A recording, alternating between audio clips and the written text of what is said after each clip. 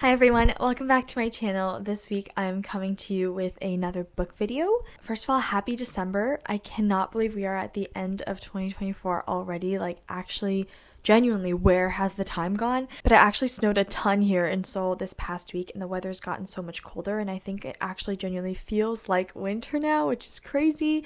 And as we enter the, festive months and the hibernation months, if you're anything like me, you're thinking about reading a little bit more. So if you've also had a slow reading year and are extremely behind on your reading challenge, or are just looking for some good books to round the year off with, I'm excited to hopefully give you some recs and talk to you about some of the books I've read recently and also the books that I'm hoping to read before the end of 2024, even though it's kind of an ambitious list. So I'm going to start by going through some of the books that I've read in the past couple of months. I truly have not been able to read as much as I like, but you know what? I do think life is more important than reading at times, and there's no judgment on this channel because at the end of the day, what matters is that we are reading instead of how much we're reading. That being said, I'm really excited to take you through, I think, 5 books. Ever since I moved to Seoul, I haven't been able to make a library account yet, and so I've been reading most of my books on Kindle. To be totally honest, it's not my favorite format. I think it kind of dulls the reading experience a bit for me, but I'm really grateful for it. I get to borrow books, overseas from Overdrive from my local library, so I'm really happy about that. And the first book I read on Kindle is Edinburgh by Alexander Chee. I will say I think this book requires a really big sort of trigger warning. It deals with child abuse and sexual assault and a lot of sort of really horrible things, but it does it in a very careful and subtle and important way, and I do think the book was really incredible. This is about a boy named Fee and his coming of age and sort of coming to terms with the sexual assault and child abuse in his church choir when he was a boy, and it follows his relationships with the other boys in that choir and also his later relationships as he grows older. The subject matter of this book is objectively extremely difficult, and I did find it quite harrowing and just difficult to read at times, but the writing is incredibly beautiful. It's very sensitively done. I won't go into too much detail, but I thought it was really interesting because we see Fee as an adult and we see him through the lens of another narrator for a little bit, and I think the book does a really great job of showing sort of long-term effects of abuse and loss and grief in someone's life. She has said that this work is largely autobiographical, and I think it's really incredible that someone can write about their own experience with this level of subtlety and awareness and just so much honesty, but also a lot of perspective. There's a lot of books that sort of capitalize on trauma or just terrible things happening to their characters, but this is a book that I think we should all be reading if we can to actually understand and talk about these topics. So whenever you're feeling up for it, even if it's not before the end of 2024, I'd really recommend Edinburgh, just reading it at least once in your life. The next book I read is Go Tell on the Mountain by James Baldwin. If you've been watching for a while, you'll know Baldwin is one of my favorite writers of all time, and this was his first novel. He published it when he was 29, I believe, which is honestly incredible, and it's about a young teenager named Johnny who's destined to become a preacher like his father, who has a very complex relationship with, and he also has a complex relationship with the church, and so it kind of goes into all of that, but then it also takes us through his father and his aunt and his mother, all their various experiences, and sort of connects these intergenerational stories in a really, really beautiful way. It's a book that's sort of rooted in community and spirituality, in family. This is a reread for me. I read it for the first time when I was 16, I believe, and I'd largely forgotten what had happened, so I was really glad to revisit it. And I mean, what can I say? It's Baldwin. It's unbelievable. Writing just speaks, I think, straight to the heart, to the soul of people, and the way that he talks about people who were older than him at the time is actually astonishing. I wish I could write like him, truly. And although I won't say it's my favorite Baldwin, I do think If Beale Street Could Talk probably takes that crown. I do think it's one of the works that represents him the best as a writer and as a person, and an absolute essential if you love Baldwin or are just getting into him. I would definitely recommend you read this before the end of the year. The next book I want to talk about is Crooked Plow by Itamar Vieira Jr., who's a Brazilian writer, and I actually read this with my book club, which is called Between Us Book Club, and it was our first book in a virtual book club that specializes in reading translated writers of color. And if anyone else is interested in joining, I'll leave the link in the description box and also talk about next month's book in just a little bit. But first, talk about Crooked Plow. This is the story of 2 sisters who live in a pretty rural region of Brazil and whose family and community are subsistence farmers and live largely in poverty. But this follows the sisters after sort of an accident in their youth and their diverging paths, and then also how they come together and then the family around them. But the book has this amazing intergenerational quality to it, along with a sort of magical realism. But then it also has a lot of like political elements. It definitely talks about the everyday realities of sort of race, class, and gender in this region, but does it in a way where it's largely through the character stories. The book is really interesting to read, and you sort of feel for the characters and the family a lot throughout the story. Yeah, I really enjoyed this one. It was kind of dramatic in the best way, but also like went into the interiority of the characters a lot and kind of felt slightly whimsical, but also very serious. I think it deals with all the topics really well, and in particular, the translation was really incredible. We talked about this during book club quite a bit, but it was very obvious that the translator paid a lot of attention to how they're translating the original Portuguese, and so much of it felt very seamless and natural, which with translation is really, really difficult to achieve. I think I definitely understand why this one was shortlisted for the International Booker, and I really enjoyed it, so I would definitely recommend it. And then I didn't want to forget to mention that I also read Intermezzo in this period, and I liked it quite a bit. If you'd like the full review of this one, check out the Intermezzo reading vlog on my channel, and you'll see more of my thoughts there. But overall, I think Rooney's always so fun to read with everyone else in the world. I do really think that this is her best work. There were a lot of lines in here that really stuck with me, even though I wouldn't say I'm a huge Rooney fan at the end of the day. I think this book is definitely really fun to read with all of your friends and stuff if you can before the end of 2024. Next book I read is Birds of America by Lori Moore, and this is a short story collection that follows a lot of sort of like middle-aged women and men throughout very sort of ordinary but also chaotic lives, and particularly delves into problems and conflicts within relationships and sort of the paradox of constantly being alone and wanting love, and then when you have love, not being satisfied with it. I read this because I've heard of Lori Moore for a while, and I've seen her books around, and I've heard that she has a very witty, sort of funny style of writing, and I was pretty excited about it. And to be honest, I think the book felt slightly dated to me. It just was very early 2000s-esque material, sort of the writing style, also the subject matter, and even the jokey references felt very early 2000s. I don't think a book, sort of dating itself that way is necessarily a bad thing, but I think it felt just like slightly less timeless than I expected. And also, while I do agree that her writing style is very unique and is quite funny and sardonic and all of the things that people say about it, I do think that a lot of the stories, it was just style and very little substance.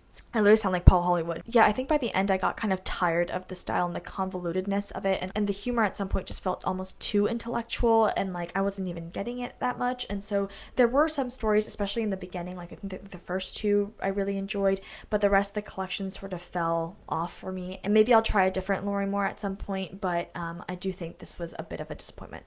And the last book I want to mention that I've read or am reading is Toward Eternity by Anton Hur. I'm currently in the middle of this one, and I'm really enjoying it. This is a speculative fiction novel about a character named Young who gets this like nanotherapy as sort of a way to treat his cancer, where his human cells are replaced by android cells, and he becomes cured but also sort of immortal, and sort of the after effects of that, as well as an AI that this character has created called Panit, who basically achieves like human intelligence by learning poetry. First of all, the concept is just really, really cool, and what I love most about the book is actually it talks so much about literature. It talks a lot about translation and the power of words and of language, and of how like transformative and yet also sort of random it can be. I think that's sort of rare to see in speculative fiction, although to be fair, I don't necessarily read a ton of it, but I'm really enjoying this one so far. I definitely recommend it, especially if you want to spend some time thinking about, sort of language, poetry, and what makes us really human. Okay, now to move on to the second portion of this video, which is the books I hope to read before the end of 2024, and hopefully this can give you some inspo on what books to pick up in the next month. First on the list is the book club pick for December, and it's Butter by Asako Yuzuki. I am so excited for this one because it's apparently about a chef and serial killer, which is pretty amazing. A chef who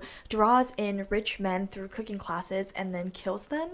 And the basis is that sort of a journalist is investigating this story from the very beginning, and apparently it is also based on a true story, which I'm so fascinated by. And obviously I will wait to find out the real story until I read the book, but I'm just so curious where this is gonna go. It looks really cool. I always love books that talk about food and like chefs and sort of the dining world, and I think making a murder mystery is gonna be even more interesting. And I know this one has been pretty popular across social media and stuff too, so I'm very excited to read this. The next book I want to read in the next month is I Who Have Never Known Men by Jacqueline Hartman, translated by Ross Schwartz. I think it was originally written in French. I'm sure you've also been seeing this book everywhere like I have, and I am literally like 500 in line on the online hold for this book, this ebook, but hopefully I can find a physical copy at some point in the next month. This is a speculative fiction book about a group of women who are stuck underground in a cage and have no idea how they got there, and I guess have never seen men in their lives, which I'm curious how that relates dictates the rest of the book, but this seems very fascinating. And I guess the main character, or the last woman who was added into this cage, is sort of the key to getting out of there and learning the truth about why they're all there. Obviously, the title is super gripping. The premise is so interesting. I love speculative fiction works that deal with gender and sort of other contemporary issues because I think it's a really interesting way to heighten sort of dynamics that already exist in real life. So I'm very excited to read this. Hopefully I can get my hands on it, like I said. So everyone keep our fingers crossed that I come across it in the real world. And the next book I want to read is Martyr by Kaveh Akbar. This is a copy that I got from Nathan from Nathan's Nook. Thank you so much, Nathan. It's quite a thick book, but this is a book about a character named Cyrus, who's a young man and who has dealt with a lot of loss and grief throughout his life and has become obsessed with martyrs and is sort of following, I think, his family, his personal growth, and the past of his parents who are Iranian immigrants and everything in between. Apparently, Kaveh Akbar has a really cool writing style, and I mean, this cover is just to die for. So I'm really excited about this one as well. The next book I have on my list is Native Speaker by Chang-Rae Lee. I was actually gifted this book by a friend, and obviously it's sort of a classic for Korean American literature, and Chang-Rae Lee is sort of a giant in that field. But it's a story of a man named Henry Park around the 90s, which I think is when, the first wave of Korean American immigrants, their kids had grown up, and he has tried, his entire life to assimilate in both his family and his workplace, but then apparently is assigned to spy on a Korean American politician and has a lot of sort of thoughts about his identity, who he is, sort of how to deal with this feeling of being outsider everywhere, which I find really interesting. I mean, Chang-Rae Lee is really a groundbreaking writer for Korean American writers everywhere, and I'm always interested in older Asian American literature. I think it's working with a very different set of references, also a very different set of politics and identity politics and people's understanding of, Koreanness or Asianness or whatever at the time. So while I do expect some things to be slightly outdated, I do think it's a really important work to read. And I mean, this is the work that put Chang-Rae Lee on the map, so I'm really interested in reading it. My camera died for a sec there, but I'm back. The next book is The Years by Annie Ernaux, who is a French writer who primarily wrote memoirs, I believe, and won the Nobel Prize in Literature, I think 2 years ago in 2022. And I haven't actually read any of her work, but I heard this is probably one of the best. It spans around 6 decades from the 40s to the early 2000s. And the book goes through her entire life while incorporating, very personal experiences such as divorce and other things with very sort of like generational and collective experiences, which I'm really excited to read. And I think Ernaux is particularly famous for depicting like sort of class and economic realities very, very sharply, and so I think that'll be really interesting. And she talks about, I believe, class mobility and sort of like the emotional impacts of that as well. So yeah, I think obviously she's a very renowned writer, she's an important writer, so I'm really excited to read one of her works for the first time. Next is The White Book by Hangang, and this is on the recommendation of Nathan from one of his videos. Obviously, Hangang is super famous now. She just won the Nobel Prize in Literature this year, and I've heard this is a pretty experimental book of hers that apparently is really good to read in the winter. Obviously, it talks about white, it talks about snow, and all sorts of things, and I think it's set in Warsaw. And the writing is pretty, again, experimental, focuses a lot on images, but then the character is also coming to terms with grief, particularly of her sister's death, and I think the book just also discusses sort of the way we remember things, the things that last with us from childhood, while also exploring the color white, which is a really interesting concept. Next is a book that both Temi and Nathan recommended on YouTube, and it's The Italy Letters by V. He Now. This seems to be a pretty short book about a love affair written in the form of letters to a lover in Italy. I've just heard really great things about this book, about the writing in it, and sort of like the discovery of a new writer, which I'm always very excited about. And Temi in particular mentioned that she felt like sort of this belly drop feeling at reading some of the really beautiful writing in it, and so I'm super excited for this one. I think it's pretty short too, so a realistic one to finish before the end of 2024, and I always love very like sort of intense books about love, and so I'm very excited. And last but not least is a book that I found through Lit with Kat on YouTube, which is All Yours by Claudia Pinheiro. Some of you will know that Elena Knows by Claudia Pinheiro was my favorite book of 2022, and so after that I've been trying to read all of her works, and this one looks particularly interesting. It's a story of a woman who discovers that her husband is having an affair, and then also that he murders someone, but then still tries to help him, which is wild, and I need to understand why she does that. But then when she realizes he is still unfaithful to her, she actually ends up taking like the biggest act of revenge, apparently. And I'm guessing it's sort of about the psychological turn from love to hate and sort of how revenge is enacted throughout the book. Pinheiro is really well known actually for her mystery novels, and Elena Knows has a lot of those elements. And her books are really great at sort of tackling societal issues with a very plot-based story that is just super fun to read and like really gripping, and I really feel like I might have found one of my favorite writers with her, and so I'm really excited to read this one and yeah, just get into a little bit more of Pinheiro's world before I round off the year. Okay, so those were some of my recent reads as well as the books I'm hoping to get to before the end of the year. I hope that you found some good recs and books that you're interested in this list, and if you want to read any of the ones along with me, please let me know. I think this is a really exciting time of year for a lot of reasons, but we also get to sort of reflect on, you know, what we've read, what we've encountered throughout the year, and sort of how we've grown throughout. And I think it's a good time to say there is no perfect number of books that you need to read in a year. Even one is totally amazing if that book meant something to you and it changed the way you see the world a little bit. Just something for us to keep in mind as we reflect on our reading for the year, and something I'm trying to tell myself as well. Otherwise, please leave the books that you guys are excited to read in the comments below, as well as any recent recommendations, because I always love seeing what you're reading at the current moment. And just because Thanksgiving was yesterday, I just wanted to say that I'm so grateful for this little community that we've built here. Thank you for everyone who's subscribed recently, who's been here for a while. I am just so grateful to have you all here, and I can't wait to bring some really good content in December. With that, I should probably go read these books now, and so I will see you next week. Thank you for watching, and I will see you soon. Bye!